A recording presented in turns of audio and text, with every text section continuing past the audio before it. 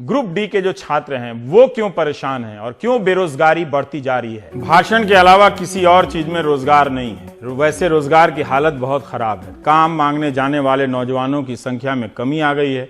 इसके बाद भी काम नहीं मिल रहा। पहले से कम लोग काम मांग रहे हैं और पहले से बहुत कम लोगों को काम मिल रहा है। Centre for monitoring Indian economy CMIE का नया सर्वे बताता है कि फरवरी 2019 में बेरोजगारी की दर 7.2% हो गई है। काम मांगने वालों की दर घट गई है, 42.7% पर आ गई है, जो फरवरी 2018 में 43.8% थी। 15 से 64 साल के लोगों को लेबर पार्टिसिपेशन रेट में गिना जाता है, यानी काम मांगने वाले वो लोग जो इसे गिना जाता है। जब काम नहीं मिलता है तो लोग काम मांगना बंद कर देते हैं। CMIE के आंकड़े भयावह हैं। हाल ही में NSSO के सर्वे की खबर आई थी कि बेरोजगारी 45 साल में सबसे अधिक है। इससे सेना का मनोबल नहीं गिरता है। वो रिपोर्ट प्रकाशित नहीं हुई जिसके विरोध में दो सांख्यिकी विज्ञानियों ने इस्तीफा दे दिया। इससे भी सेना का मनोबल नहीं गिरा। फरवरी 2018 में बेरोजगारी की दर 5.9% थी। फरवरी 2019 में बेरोजगारी की दर 7.2% हो गई। 2018 में 1 करोड़ 10 लाख लोगों का रोजगार छिन गया। आर्थिक रूप से कमजोर सवर्ण छात्र परेशान हैं। बिहार, बंगाल से, राजस्थान से मुझे को SMS किए जा रहे हैं।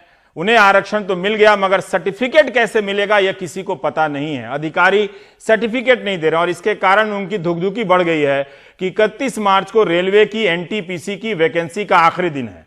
अगर तब तक सर्टिफिकेट नहीं बना तो वे नया आरक्षण मिला उसका लाभ नहीं ले पाएंगे। बेहतर है कि सरकार छात्रों की इन समस्याओं की तरफ ध्यान दे। यही नहीं, रेलवे की ग्रुप डी की परीक्षा को लेकर कई तरह के शक परीक्षार्थियों के मन में पैदा हो गए हैं। पहले मुझे लगता था कि जिनका नहीं हुआ है वही लोग शिकायत कर रहे हैं, लेकिन अब जिनका हुआ है वो भी कह रहे हैं कि अंक बांटने में गड़बड़ियां लगती हैं। एक सवाल है नॉर्मलाइजेशन की प्रक्रिया का। छात्रों का कहना है, जिनका हो गया है और जिनका नहीं हुआ है दोनों का, कि 100 अंक के पेपर में किसी को 148, किसी को 116, 112, ये कैसे आ सकता है। दूसरी समस्या जो है कि एक सिरे से 80 लोग 100 लोगों का कैसे पास हो गए, तो कहीं कोई गड़बड़ी तो नहीं है। जरूरी नहीं कि गड़बड़ी हो, लेकिन जरूरी यह है कि रेलवे छात्रों के सारे सवालों के जवाब दे। उनके मन में आशंका नहीं होनी चाहिए कि एक लगातार 80 लोगों का एक सीरीज में हो जाए और उन्हें बार बार लगे कि उनकी मेहनत के साथ धोखा हुआ है। परीक्षा की विश्वसनीयता के लिए बहुत जरूरी है। जगह जगह पे छात्र प्रदर्शन कर रहे हैं, जिनका हो गया उनको बधाई। दूसरी तरफ अब जब बेरोजगारी का यह हाल है तो हमारे सहयोगी सुशील महापात्रा दिल्ली के मुनिरका गए, जहां रेलवे के ही परीक्षा की तैयारी करने वाले छात्र उनसे टकरा गए। अब सर पहले इंजीनियरिंग सेवाओं का तैयारी करते थे सर, इंजीनियरिंग जी। उसके बाद हमारा जॉब नहीं हो पाया क्योंकि सीटें कम थी। इस कारण हमें RRB JEE की तैयारी करनी पड़ी। हमारे आदरणीय प्रधानमंत्री मोदी जी ने कहा था कि रोजगार का मतलब वो होता है कि आपको योग्यता के हिसाब से काम मिले, मगर हमारी योग्यता का ये पतन हो गया कि इंजीनियर होने के बावजूद हम लोग सारे लोग लगभग JEE की तैयारी करते हैं। और देखिए सर, और मोदी जी की गवर्नमेंट आने के जस्ट बनने के तुरंत बाद ये NTPC का एग्जाम जो रेलवे कंडक्ट करती है, भारतीय इतिहास में संभवतः पहली बार ऐसा हुआ कि एग्जाम होने के बाद सीटों को कट किया गया प्रीवियस NTPC एग्जाम में। ऐसा पहले कभी नहीं होता था। और अभी आप बेरोजगारी का स्तर देख रहे हैं, पिछले 40 वर्षों में सबसे ज़्यादा हो चुका है। 7.2 हो गया है बेरोजगारी का दर। अब ऐसे में क्या, अभी देखिए अभी पुलवामा अटैक और कंप्लीट वॉर जोन बना दिया गया। टीवी डिबेट का टोटल पॉलिटिकल डिस्कोर्स चेंज हो चुका है। कोई भी पार्टी अपने मैनिफेस्टो में रोजगार के मुद्दे को नहीं रख रही है, जबकि बेसिक सर देश हमारे किसान और युवाओं से बनता है सर। अगर हमारे युवा अशिक्षित हैं, युवा बेरोजगार हैं, तो फिर सर इस देश की परिकल्पना नहीं की जा सकती। जबकि भारत देश सर अभी विश्व का सबसे युवा देशों की श्रेणी में आता है सर। मीडिया के बारे में कुछ कह रहे थे आप? हाँ, मीडिया के बारे में बोल रहा था। आप जो भी ये रिकॉर्ड कर रहे हो इसका कुछ करोगे आप लोग तो मीडिया वाले जो है हमेशा पॉलिटिकल इशू, राहुल गांधी क्या बोलते हैं, प्राइम मिनिस्टर क्या बोलते हैं, उन्हीं बातों को उलझते रहते हो ना। आप लोग कभी हमारे बारे में सोचते हो ना कोई पॉलिटिकल कोई भी पार्टी सोचता है। तो बताइए हम लोग कहाँ जाए। यहाँ हमेशा जो है इंजीनियर डॉक्टर का मिसाल दिया जाता है, और इंजीनियर यहाँ जो है ऐसे ही बेरोजगार बैठा हुआ, तो हमारा देश का क्या होगा। यहाँ पे सभी इंजीनियर है, सभी लोग इंजीनियर हैं सर। टीवी डिबेट देख लीजिए सर, पॉलिटिकल डिस्कोर्स चेंज हो चुका है सर। पीजी में हम रहते हैं सर, जिस पीजी में रहते हैं वो लड़का 4 साल से घर नहीं जा रहा है लाज के मारे सर। आसपास वाले इतना ताना मारते हैं सर उसको, वो रात में रोता है सर जब रिजल्ट आता है तो सर क्या कहाँ से कहाँ तक है सर। वो अपना 100% देता है सर, तैयारी करता है, वो हम अपना 100% देता है सर, लेकिन उसका नहीं हो पा रहा है करप्शन के कारण सर। Corruption sir. और ये सर आम बात नहीं है सर। यहाँ पे देखिए सर, बिहार में जो हुआ है सर, सन्नी लियोन टॉप कर गई है सर। क्या है सर, सब नेता सर मिला हुआ है सर, सब मिला हुआ है सर। हमारा अनएम्प्लॉयमेंट आज दूर करोगे, आज के आज हमको एम्प्लॉयमेंट चाहिए, चलो लाइव टेलीकास्ट करोगे आप, ऐसे रिकॉर्ड करके क्या करोगे। नहीं, हम रिकॉर्ड करके ला रहे तो दिखाएंगे। नहीं तो आप दिखाओगे, किसको दिखाओगे। एनडीटीवी में दिखाएंगे, एनडीटीवी को दिखाओगे कुछ होगा, दिखाओगे ना, दिखाओगे कुछ होगा इसका, हम कब होगा दिखाएंगे। सब क्यों गाली देता है सर, क्यों गाली देता है? क्योंकि उसमें मोदी के बारे में बुराई दिखाता है। बुराई दिखाएगा, क्यों नहीं दिखाएगा बुराई? क्योंकि नौजवान के बारे में सोच नहीं रहा है कोई। टीवी सब टीवी मिला हुआ है सर, सब एक ही चीज है, हो गया है। बुराई नहीं दिखाते, हम सवाल करते हैं सर, बुराई नहीं दिखाते। बस रोजगार का मुद्दा उठाया सर, वो बिल्कुल प्रासंगिक मुद्दा था सर। तो वही तो हम तो दूसरी मीडिया गोदी मीडिया है सर, दूसरी मीडिया बिल्कुल गोदी मीडिया है सर। बार एग्जाम दिए थे आप? पिछली बार ग्रुप डी की नहीं आ रहा, अभी उसे टेक्नीशियन वाली दी थी। दिए थे। हाँ। तो आप क्या, आपकी क्वालिफिकेशन क्या है? सर बीटेक है। अच्छा, बीटेक है।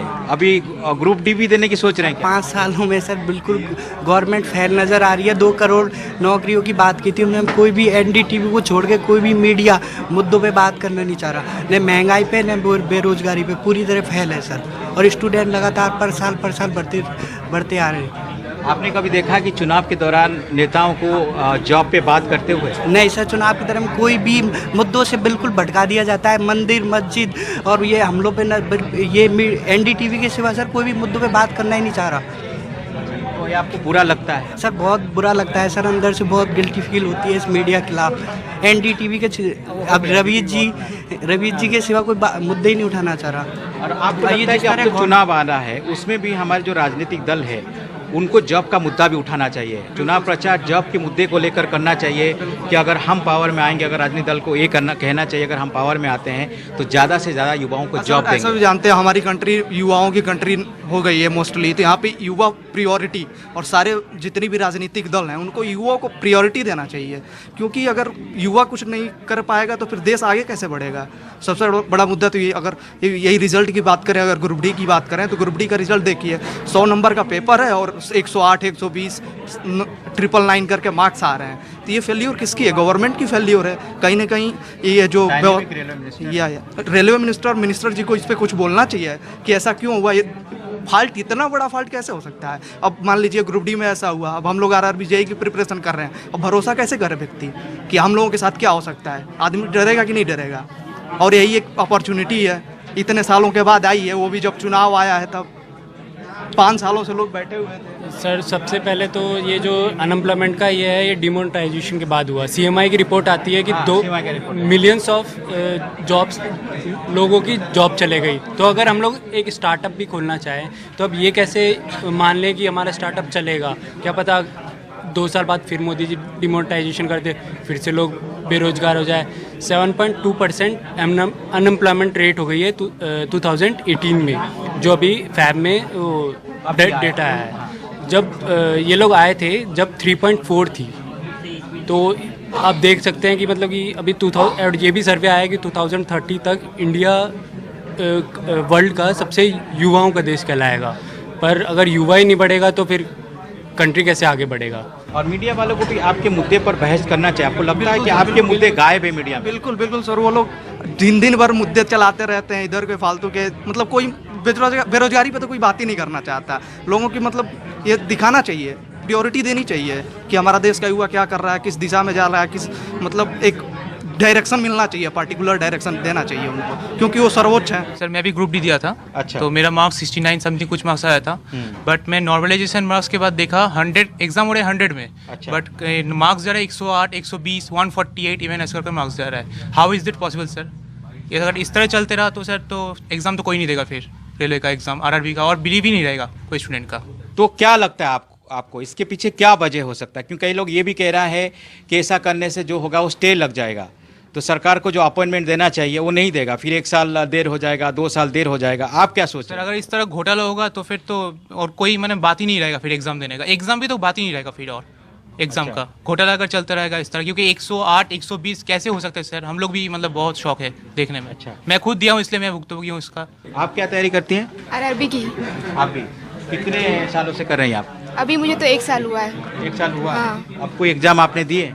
अभी इसके पहले मैंने गेट का एग्ज़ाम दिया था, उसके पहले मैंने यूपीपीसीएल का दिया था। तो जब मैंने यूपीपीसीएल का दिया था तब भी यही हुआ था, पेपर आउट हो गया था।